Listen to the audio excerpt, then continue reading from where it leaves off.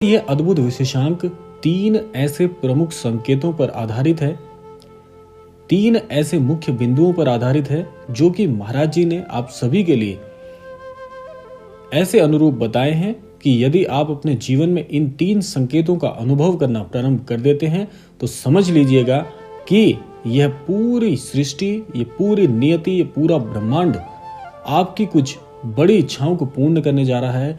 आपके जीवन में जरूर कुछ बहुत बड़ा घटित होने वाला है। आपके जीवन को एक नया मार्गदर्शन प्राप्त होने वाला है। सारे ये संकेत जो मैं आपको बताऊंगा, ये सभी आपके आध्यात्मिक स्तर को उच्च तो बनाएंगे ही और साथ साथ सकारात्मक रूप से आपकी सभी भावनाओं की कद्र भी करेंगे। तो आइए लेकर चलते हैं आपको तीन प्रमुख संकेतों की ओर। आज जानिए आपकी ये तीन संकेत कहीं आपके जीवन में आपको भी तो प्राप्त नहीं हो रहे। यदि हो रहे हैं तो आज से अभी से जागृत होने की आपको आवश्यकता है। जागृत अवस्था में ये तीन संकेतों का अनुभव करिएगा और अपने जीवन में आगे बढ़िएगा।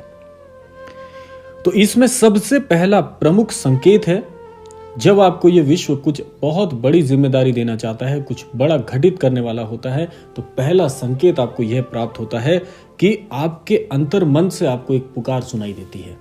अभी तक आपने जीवन में अनुभव किया होगा कि जब भी आप किसी असमंजस में पड़ते हैं, उस समय आप अपने गुरुजनों से, अपने वशिष्ठ जनों से और अपने सभी जिनसे आप सलाह लेते हैं, उन सभी के पास आप जाते हैं कि इस असमंजस की स्थिति में मुझे क्या करना चाहिए, और फिर सबकी सलाह लेने के बाद आप उस कार्य पर आगे बढ़ते हैं। सभी के साथ ऐसा होता है। जब भी जीवन में कोई व्यक्तिगत कुछ असमंजस आती है, कहीं पर आपको संशय होता है किसी प्रकार का, अगर संशय आपके जीवन में आता है तो उस संशय को दूर करने के लिए आपको बड़े बुजुर्गों की सलाह की आवश्यकता पड़ती है। लेकिन जीवन में जब आपके अंतर मन से एक पुकार आने लग जाए, यानी कि जब भी आप किसी दुविधा में हैं, तो आपके अंतर मन स्वयं बाहर निकलकर आपको ये कहना चाहता है कि इस परिस्थिति में, इस स्थिति में आपको ये फैसला लेना चाहिए, यह आपको कदम आगे बढ़ाना चाहिए। जब अंतर मन से आवाज आनी प्रारंभ हो जाए हर कार्य के लिए, ये केवल एक या दो बार के लिए नहीं है, ये प्रत्येक कार्य में जब भी आप कुछ सोचते हैं तो आपका अंतर मन स्वयं प्रत्यक्ष रूप से आपको संकेत देता है कि ये नहीं, ये कार्य करिए, इसे नहीं, इसे चुनिए, यह कार्य आपके लिए ज्यादा बेहतर होगा, ये नहीं, ये करिए। जब इस प्रकार से आपको अंतर मन से संकेत मिलने प्रारंभ हो जाते हैं तो समझ लीजिए कि यह नियति आपसे करवाना चाह रही है, यह ईश्वर के मार्गदर्शन से कार्य होने वाला है, ये महाराज जी की मर्जी से कार्य होने वाला है। तो तब आप समझ लीजिए कि जीवन में अब कुछ बहुत बड़ा घटित होने वाला है। ये सृष्टि आपको पूरी तरह से सहयोग करना चाहती है। यह था पहला संकेत। अब बढ़ते हैं दूसरे संकेत की तरफ। दूसरा जो प्रमुख संकेत है वह क्या है कि जब भी आपके जीवन में आपको ऐसा लगने लगे कि यह सृष्टि तो बड़ी जानी पहचानी है, जहां पर, जिस धरा पर आपने जन्म लिया है, यहाँ के सभी रहस्य आप जान चुके हैं, आपको सत्य का जैसे बोध हो चुका है। मन और मस्तिष्क जब एक क्रम में एक समरूप कार्य करना शुरू कर देते हैं, यानी कि जब आपको सृष्टि का हर क्षण ऐसा लगने लगे कि ये तो आप पहले से ही इसको आप जी चुके हैं, इस क्षण को आप जानते हैं, जो ये घटित हो रहा है इस सब के बारे में आपको सब कुछ मालूम है। जब इस तरह का अंदर से, अंतर मन से आभास होना प्रारंभ हो जाए तो समझ लीजिए कि नियति आपके लिए कुछ ना कुछ संरचना अवश्य करना चाह रही है। ये नियति आपको पूरी तरह से सहयोग करना चाह रही है और जिस धारा में वह प्रवाह होता है समय का, उस धारा में बहना आपके लिए बहुत बेहतर होता है। देखिए, ये ऐसे अद्भुत संकेत मैं आपको बता रहा हूं जो जीवन में जब भी आपको प्रारंभ होने शुरू हो जाएं तो समझ लीजिए कि नियति ने आपके लिए कुछ बहुत बहुत अनोखा सोचा है। बहुत ही अनोखा नियति ने आपके लिए लिखा हुआ है, रचा हुआ है, और वह होकर रहेगा, प्रत्यक्ष रूप से आपके सामने घटित होगा। तो यह संकेत बड़ा ही निराला है। जब भी आपको ऐसा लगे कि सृष्टि में जो भी ये क्षण चल रहा है, जिस भी ओर आप देखते हैं, चहुं दिशाओं में जिस ओर भी आप नजर डालते हैं, वहां पर जो कुछ भी घटित हो रहा होता है, आपको यदि ऐसा लगता है कि यह तो ऐसा है जैसे मैं पहले से सब कुछ जानता हूं, ये क्षण मैं जी चुका हूं, इस क्षण का अनुभव पहले भी मैंने किया हुआ है, इस प्रकार के जब आपको दृश्य मनोरूप से दिखने प्रारंभ हो जाए तो समझ लीजिए कि नियति, ये ब्रह्मांड, ये सृष्टि, ईश्वरीय शक्तियां आपके लिए बहुत कुछ अद्भुत सोच रही हैं। तो यह था दूसरा प्रमुख संकेत अब आते हैं तीसरे संकेत की ओर। तीसरा संकेत बहुत ही शक्तिशाली, प्रभावशाली है। तीसरा संकेत होता है कि जब आपका ईश्वर से प्रत्यक्ष रूप से जुड़ाव हो जाए। यानी कि अभी और इस स्थिति में क्या अंतर होता है? अभी की स्थिति में ऐसा होता है कि जब भी हम प्रार्थना करते हैं तो मन में प्रार्थना के साथ साथ एक भाव और चलता रहता है। महाराज जी कहते हैं कि जब भी हम प्रार्थना करते हैं तो प्रार्थना के साथ एक भाव जुड़ा होता है सभी का कि क्या मेरी ये प्रार्थना ईश्वर तक पहुंच रही है या नहीं पहुंच रही, क्या ये मेरी प्रार्थना ईश्वर के समक्ष उनके चरणों में जा रही है, नहीं जा रही, क्या ईश्वर मेरी बात सुनते भी हैं या नहीं सुनते, या मेरी प्रार्थनाएं व्यर्थ तो नहीं हो रही हैं। ये सत्य बात है, सबके मन में ऐसा चलता है। ये मनुष्य प्रवृत्ति है। हमने जो है ये भौतिक धरा पे जन्म लिया है, तो यह प्रश्न मन में आना एक सत्य के समान है। जैसे स्वच्छ जल होता है उसी की तरह ये स्वच्छ सत्य मैं आपसे बता रहा हूं। हर किसी के मन में ऐसा सवाल आता है।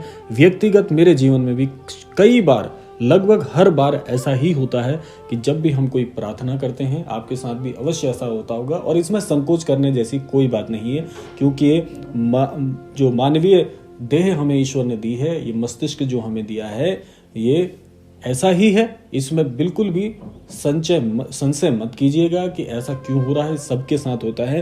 तो आगे मन में ऐसा चलता है कि मेरे द्वारा की जाने वाली प्रार्थना ईश्वर तक पहुंचती भी है, या कहीं ऐसा तो नहीं कि सब कुछ व्यर्थ हो रहा है।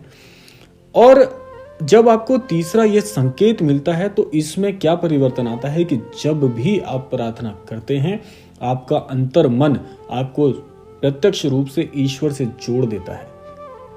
जब आपको ऐसा लगे कि अब आपका ये जो संबंध है ईश्वर से, वह प्रत्यक्ष हो गया है, बीच में किसी प्रकार की कोई बाधा नहीं, आपकी प्रार्थनाएं सीधा ईश्वर तक जा रही हैं, ईश्वर आपकी बात को सुन रहे हैं, प्रत्यक्ष रूप से, भौतिक रूप से, अंतर मन के रूप से आपको यह अनुभव होने लग जाता है कि मेरी बात सीधा ईश्वर तक जा रही है, ईश्वर से आने वाली आशीष मुझे प्रत्यक्ष रूप से प्राप्त हो रही है।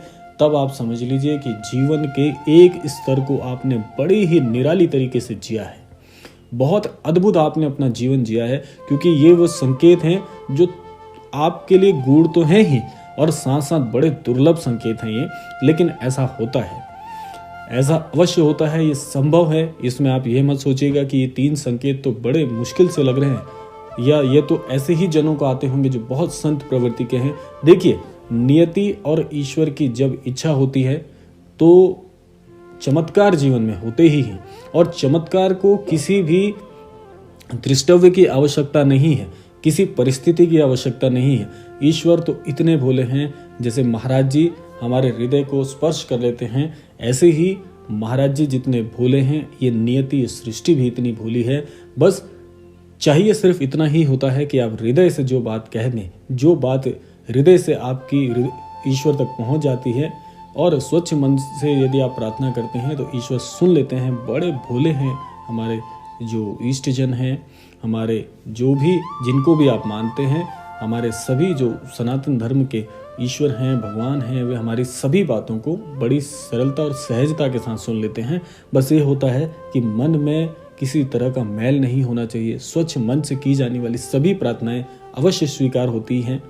तो इसी क्रम में आपको आगे लेकर चलते हैं कि जब प्रत्यक्ष रूप से आपका ईश्वर से जुड़ाव होने लग जाता है, जब आपको लगता है कि ईश्वर तक आपका जो संबंध है, आपकी जो मनो इच्छा है, वह प्रत्यक्ष रूप तक ईश्वर तक पहुंच रही है, तो समझ लीजिए कि अब सृष्टि ने, इस नियति ने, ईश्वरीय शक्तियों ने आपके लिए कुछ ऐसे दरवाजे खोल दिए हैं जो सीधे सीधे आपके भाग्योदय की ओर आपको लेकर जाते हैं। आध्यात्म में या जिस भी कार्य क्षेत्र में आप जुड़े हुए हैं, यदि आप उसमें उन्नति चाहते हैं, या जीवन के किसी भी कार्य क्षेत्र में आप उन्नति चाहते हैं, तो अब वह उन्नति बहुत समीप है।